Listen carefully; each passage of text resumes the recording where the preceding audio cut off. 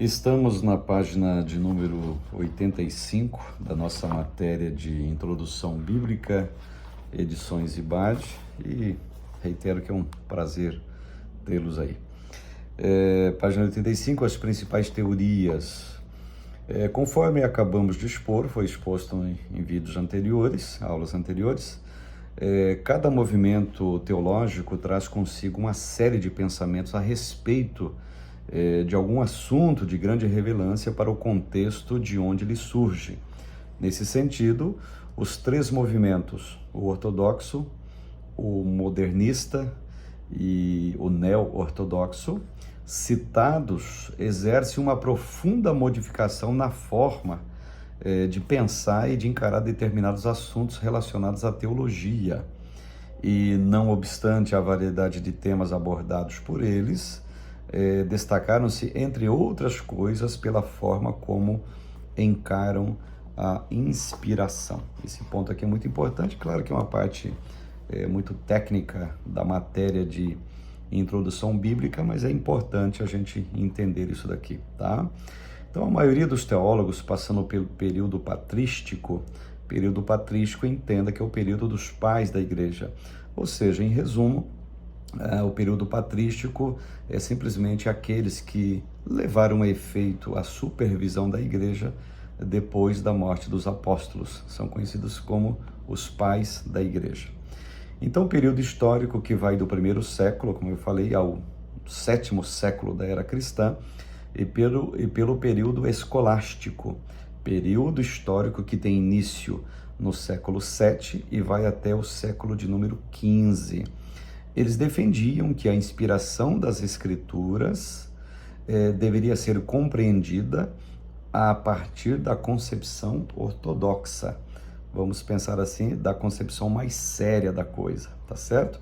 Então, a teoria ortodoxa, com raras exceções, postulava que a Bíblia é a palavra de Deus, é o reflexo escrito da suprema vontade do eterno Criador e sustentador de todas as coisas no céu e na terra. Não havia dúvidas, portanto, em relação à origem divina dos escritos, que traziam a chancela patriarcal, profética e apostólica, pois eram entendidos como verdadeiro registro daquilo que Deus desejava dar-lhes como regra de fé e de conduta. Então, a visão ortodoxa e desses dois períodos, da patrística e do período da escolástica, eles encaravam desta forma.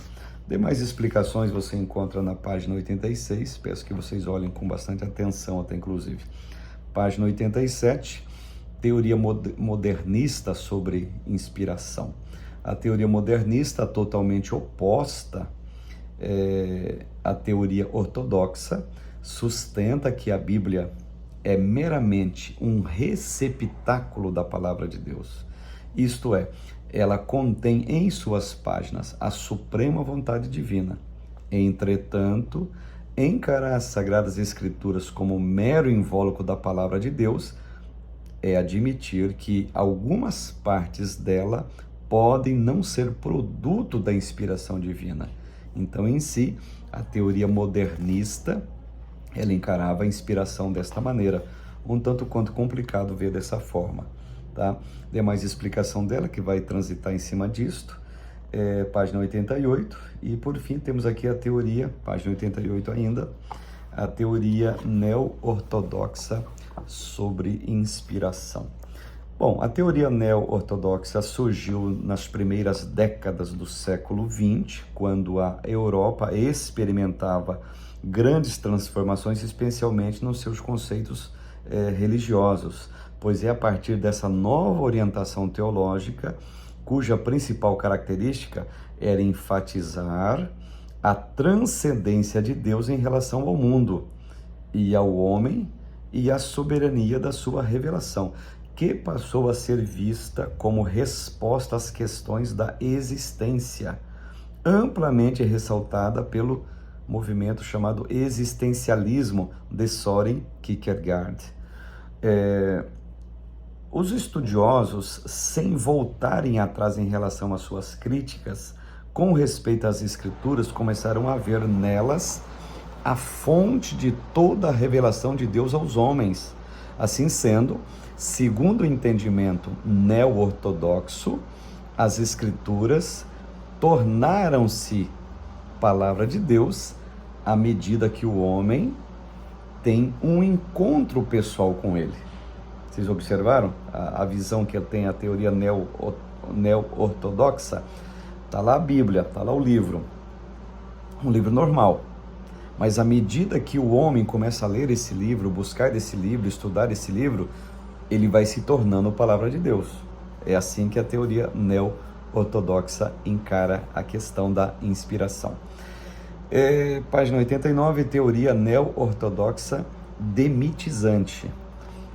Rudolf Bultmann, teólogo protestante existencialista, nascido em 1884, na cidade de Wilhelmshaven, Alemanha, imaginava que muitos dos relatos contidos nas páginas do Novo Testamento eram produto de uma imaginação superativa e de elementos mitológicos que a eles foram incorporados durante a época de sua redação.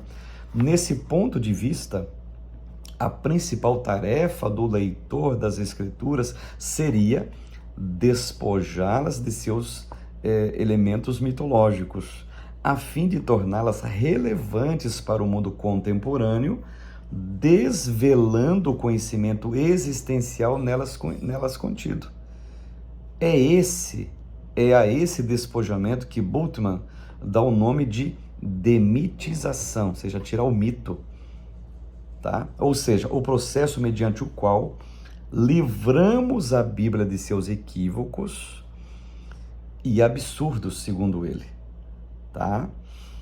E segundo ele, até inclusive, o homem moderno não pode utilizar a eletricidade, o rádio ou recorrer às modernas descobertas médicas e clínicas em caso de enfermidade. E paralelo a isso, o Bultmann cria, tá? Acreditar na existência de anjos ou milagres da forma como o Novo Testamento afirma. Olha só a visão demitizante. Então ela vai tirar a parte sobrenatural das Escrituras nessa visão do Bultmann, tá? Assim, as páginas do Novo Testamento, para não falar do Antigo, só se tornarão a genuína palavra de Deus e, como tal, plenamente inspirada se devidamente despojada de seus mitos e lendas. Olha a visão. Por isso, essa visão neo-ortodoxa é citada na obra Introdução Bíblica, de Geisler. A Bíblia em si mesmo, diz Geisler, não é revelação alguma. É apenas uma expressão primitiva, mitológica, mediante a qual Deus se revela pessoalmente, desde que demitizado da maneira correta. É uma visão tanto quanto estranha, essa visão demitizante que tira a parte, digamos, até sobrenatural da Bíblia. A Bíblia fala de anjos, meu Deus do céu. A Bíblia fala de seres, digamos, que habitam as regiões celestiais e por aí vai. Tem várias situações que são, digamos, sobrenaturais e que nessa visão, desculpe, vai ser encarada apenas como mitos bíblicos, ou se não dizer, às vezes, até absurdas nessa visão demitizante. Teoria neo-ortodoxa do encontro pessoal. Calbart, Emil Brunner, suíços de nascimento, são os principais expoentes da presente vertente neo-ortodoxa sobre inspiração. Segundo eles, é em virtude dos diversos erros ou imperfeições constantes nas Escrituras que elas não se constituem registro inspirado. Olha só. Dependendo, a bem da verdade, de um elemento exterior a ela para tornar-se palavra de Deus.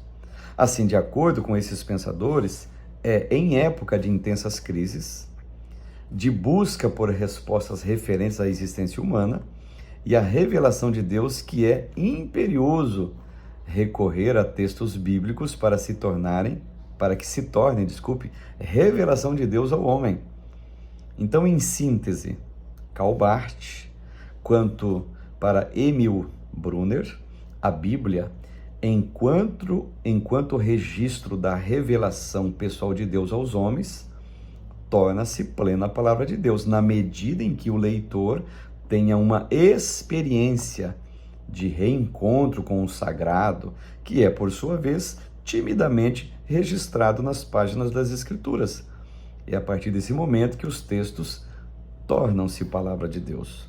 Registro inspirado da vontade divina para os homens e conjunto de normas de conduta e prática de fé para a igreja. Essa é a visão de Brunner e de Barth com relação à inspiração da Escritura. Um tanto quanto complicado também que crer na tese desses dois teóricos suíços. Bom, uma questão para reflexão aqui da página 90, é importante, sempre frisamos elas como uma espécie de desafio para nós pensarmos, para poder colocar, digamos assim, em prática e em ordem de aprendizado aquilo que nós temos visto e absorvido nessas aulas. Bom, durante os séculos em que as Escrituras foram submetidas às mais rigorosas críticas, especialmente por parte daqueles que lhes desejavam a destruição, diversas teorias surgiram na tentativa de explicar ou desmerecer a singularidade da inspiração de suas páginas. Refletindo sobre isto, qual a teoria que, por sua compatibilidade com os ensinos bíblicos, é a mais sustentável? De todas que nós passamos aqui, responda para você mesmo, busque você mesmo. Qual é a mais sustentável? Qual é a que se sustenta? Eu vou te dar uma dica. A Bíblia tem inspiração plenária. Ela não contém a palavra de Deus. Ela é a palavra de Deus. Ah, mas tem um erro aqui, um erro acolá. Erro do copista. Erro do copista. E não erro daquele que inspirou esse copista. Então observe, quando Deus inspira alguém e inspirou alguém para escrever o que está nas Escrituras, ele não tira a identidade da pessoa, ele não tira a cultura da pessoa. A pessoa não entra em transe. A pessoa recebe uma mensagem e vai escrever essa mensagem. Errou uma letra, faltou um X, faltou um ponto, faltou uma vírgula. Questão do copista e não daquele que inspirou. Vamos atentar a essa questão que é importante.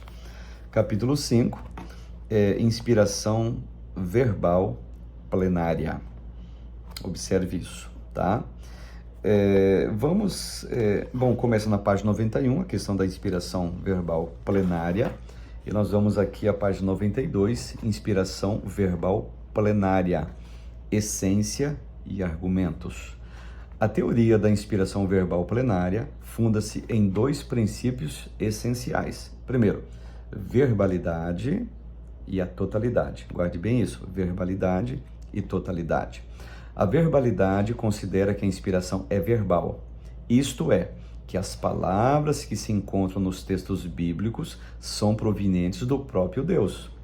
Isso não significa entender que Deus utilizou os patriarcas, profetas e discípulos como meros copistas, preste bem atenção, como se as faculdades intelectuais desses estivessem, no momento da escrita, em repouso, e não contribuíssem de forma alguma no conteúdo produzido. Já citei isso até inclusive.